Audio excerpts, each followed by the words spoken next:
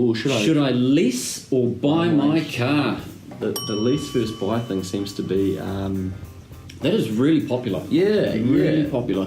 Which is always intriguing because they're two different sets of decisions, right? Effectively, like there's different things that need to be factored in for both. So I think when people ask that, they think there's just like a yes or a no, but it really depends on your circumstances. Yeah, there's no one size fits all perfect answer that you can just go, I should do this or I should do that. It entirely depends on your circumstances.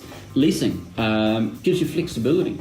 If you're the type of person that wants to have the latest and greatest car and you only want to have it for 3 years and then get the new model, leasing's perfect because it normally has that. Yeah, you can't do that if you buy the car outright, but then you've got to go through, sell the car and carry the risk of not being able to sell it and how much you may or may not be able to sell it for.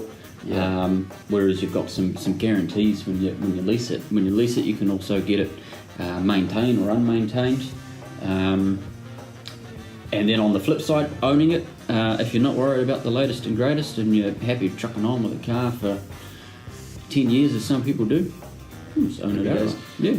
I think there's a lot of confusion these days as well because you say lease first buy, which suggests there's two decisions, but realistically there's so many different types of lease and there's so many different ways to buy a vehicle. Yeah. And that leases and buying almost look the same in some formats in terms of like a finance lease and whatnot. So once we've understood what the client wants to achieve, then we'll tie it back to cash and go, well, if you lease it, it's going to cost you this, and if you buy it, it's going to cost you that.